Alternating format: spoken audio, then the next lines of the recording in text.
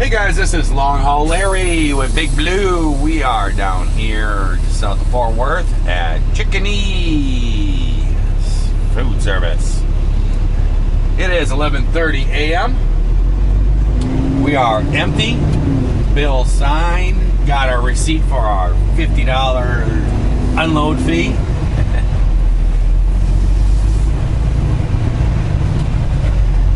And it's time to roll.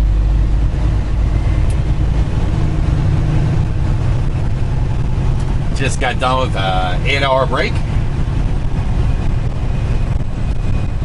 And I am heading to Zero Mountain.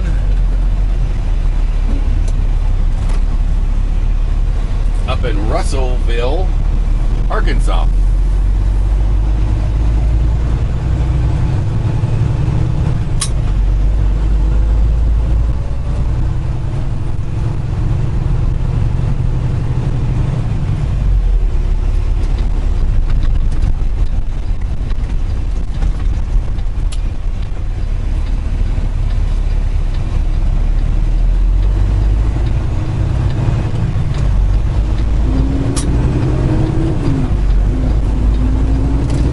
Pretty simple, straightforward unload.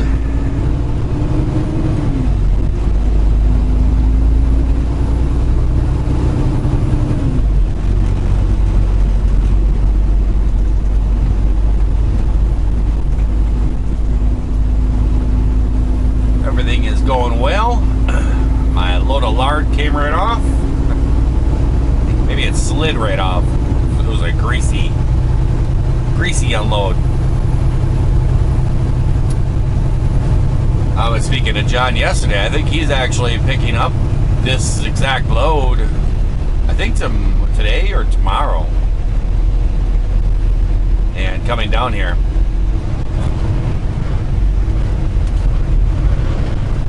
So he'll be bringing another one of these loads down here. That's a lot of grease to be bringing down here.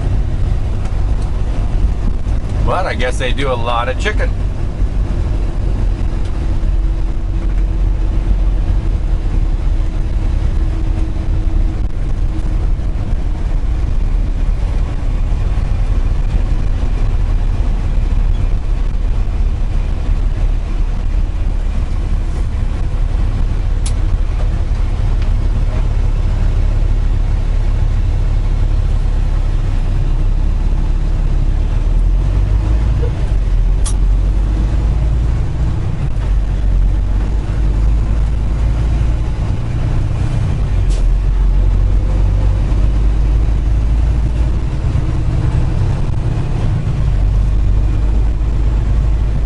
Actually going to be heading right into downtown Dallas.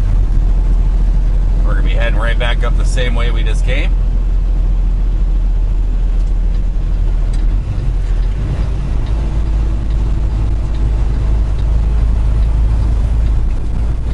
Alright, there's an air gas.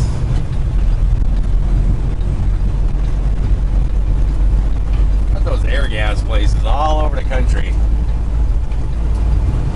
Not a fan.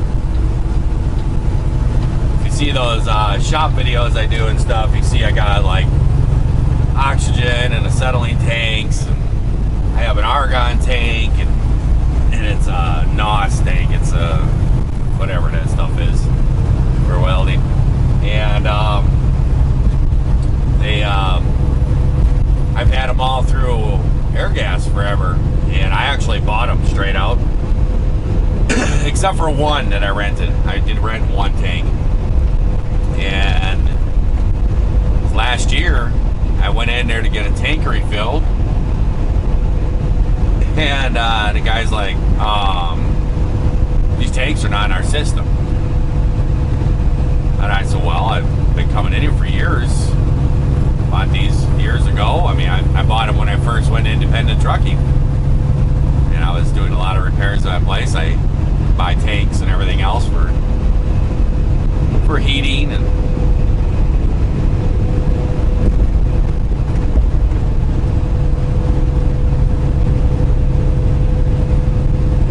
all different things.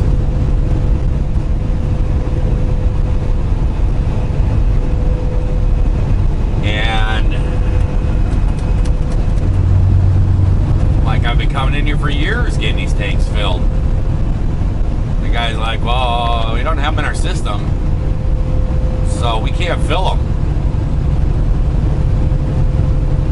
And they're like, we don't know if you own them or if we own them or what the deal is. And I'm like, I own them. And I actually dug out, I left, and I actually dug out a receipt, early receipt I found for a couple of the containers, brought it in there, and I showed it to him. And I said, you know, hey, here you go. This shows that I own them.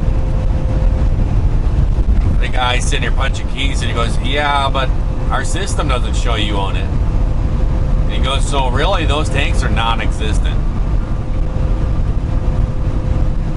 And I just kind of looked at him, and I'm like, listen, this is ridiculous here.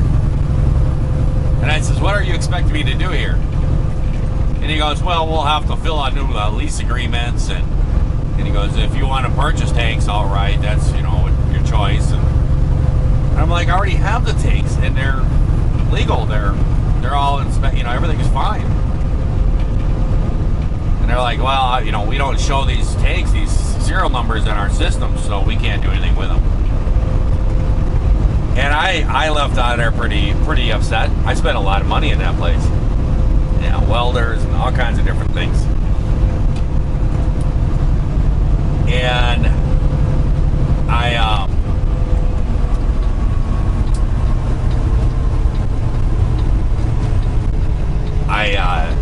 I started getting online and doing some investigation and what can I do here and everything else. And I started finding other people all around the country were having the exact same problem that I was having. I don't know if these are two, nope, just one turning lane.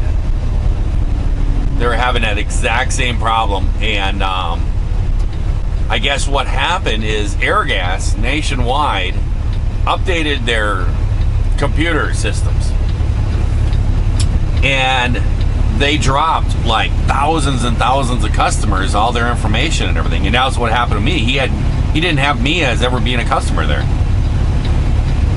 and it just dropped all your information. And so it threw out all your rentals, all your, you know, ownership things and all that stuff. And people were just screaming about this. And I went in there and I tried talking to him one more time and tried to be real civil and talk to him. And I explained to him and I showed him the articles I seen. I said, I'm thinking that this is what has happened to me. And he goes, yeah, we've had people come in here and say this and stuff. He goes, but there's nothing we can do to prove it. And I said, well, you know, can we figure this out here? Well, the only thing we can do is to sign new lease agreements, or if you want to purchase tanks. And I'm like, forget it. I left out of there. So I've actually haven't been using a lot of gas lately and everything. I have one tank that's empty. On my torch kit, that tank's empty. My argon's pretty full, but my other one for just my welder, that one's getting really empty. I got to get new tanks, and so I've been shopping around talking to different companies. But that's just crazy. And I've talked to a couple different welding companies about their gas tanks and everything. And there's one I'm probably going to go with, but what the problem is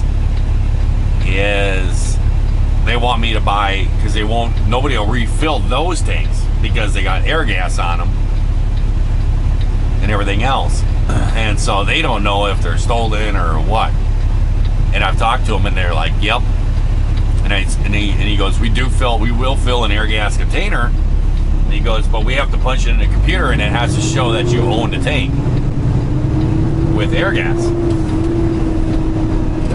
And he goes, I'm telling you right now, he goes, we've gone through this with other people, same exact situation, and because their system won't show anything, he goes, when we punch it up and we send the thing over to Airgas asking for proof that you own this tank, he goes, it's going to come back and say that you don't. He goes, so there's really nothing you can do about it.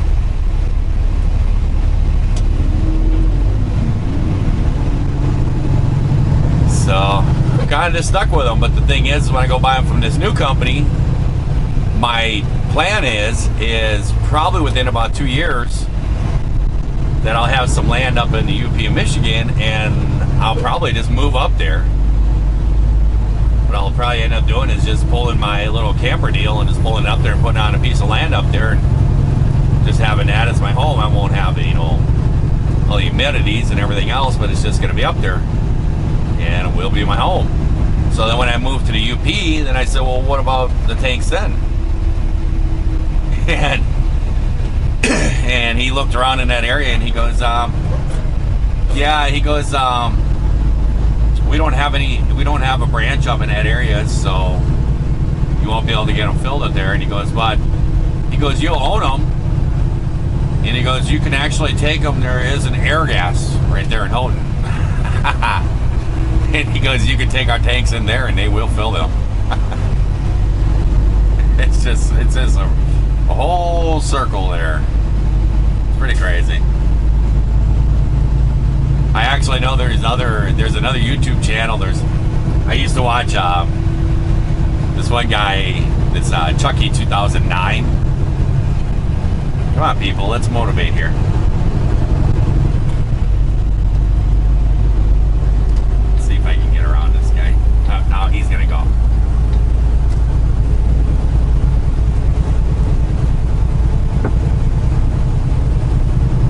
This guy has a channel. His name is Chucky 2009. I used to watch him a lot.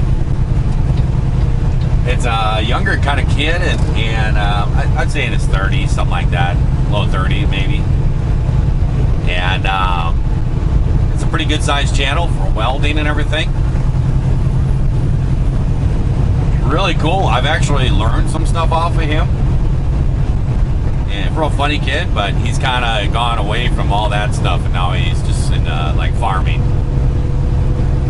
And it's like, I don't need to learn about farming. I'm not planning on being a farmer. I've been a farmer, so I kind of stopped watching him. But he had the exact same problem with air gas, and he talks all about it on his channel. Look at what that is on the left there. That's a weird structure.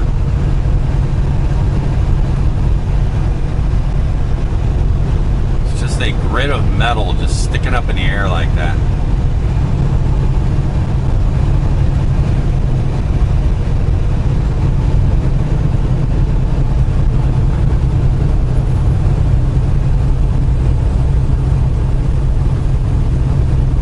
I don't know.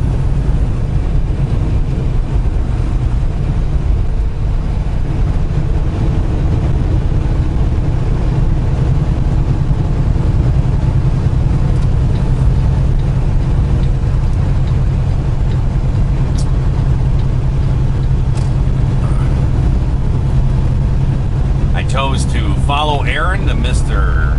Overdrive 7 Pro GPS.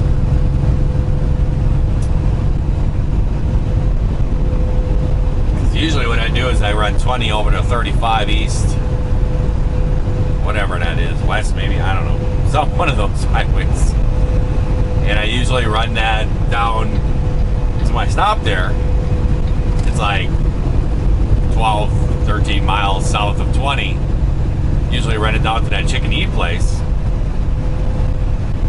But when I punched in for Russellville, Arkansas, it had me run down south a little ways and jump on 67 and run this road. And this will actually bring me right back up and cross over 20, and 67 will continue to keep going straight, and I'll jump in and it'll join up with 35 east. That's what will take me in downtown Dallas.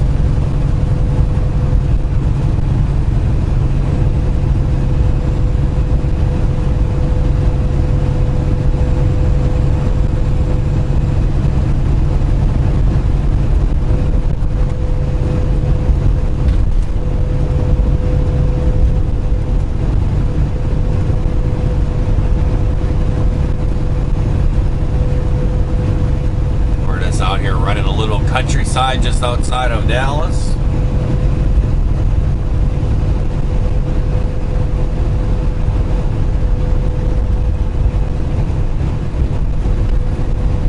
My headache is doing a little bit better. I got a little bit of sleep. I think that helped.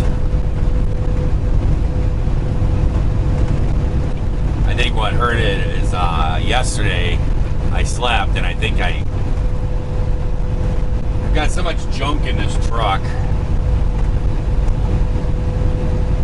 from all the little projects I've been doing, and I've been cleaning every day and trying to get things organized back again. And I got stuff that was sitting on my bed, and when I went to sleep, I was so tired I just kind of pushed it off towards the end of the bed and crawled into bed and went to sleep. And I think what happened is I woke up, my head was kind of kinked.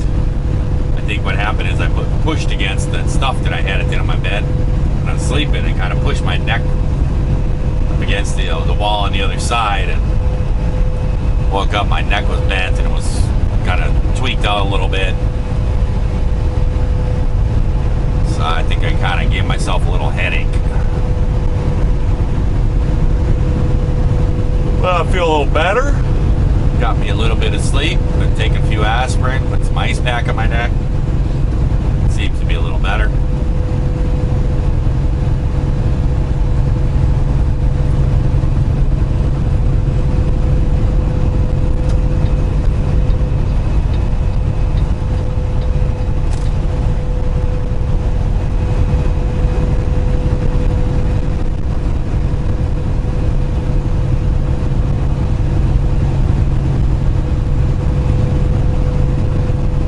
Really? 50 miles an hour? Aye.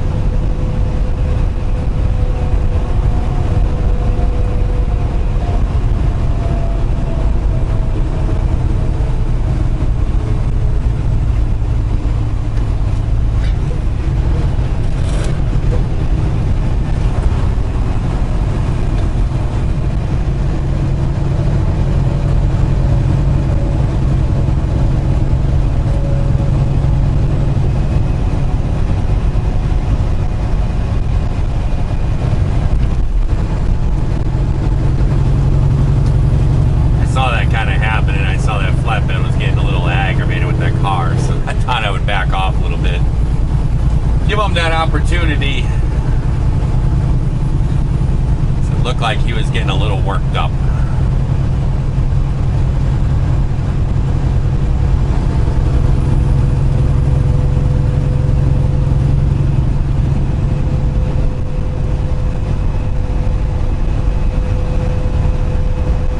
Well, I think I'll let you guys go.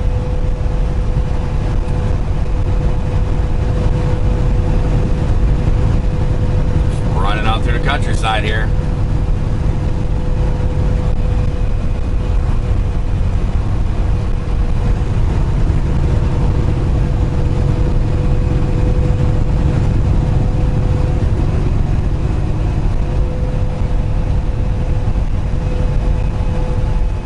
But then I better bring you back quick.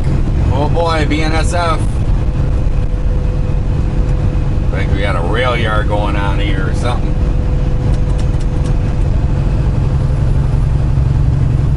Got everything, it looks like.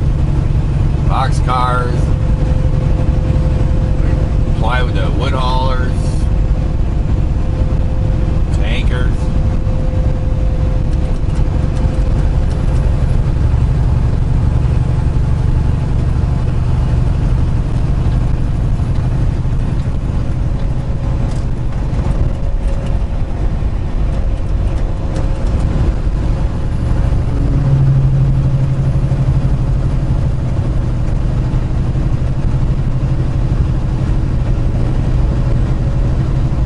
What that place is, but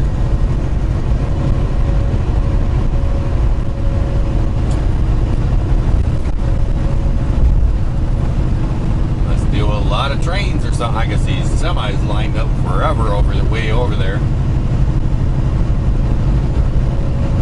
What's the sign say there? Something mill, General Mill or something.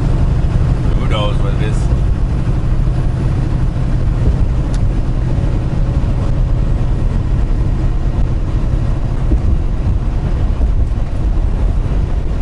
Maybe we get to see some trains moving around.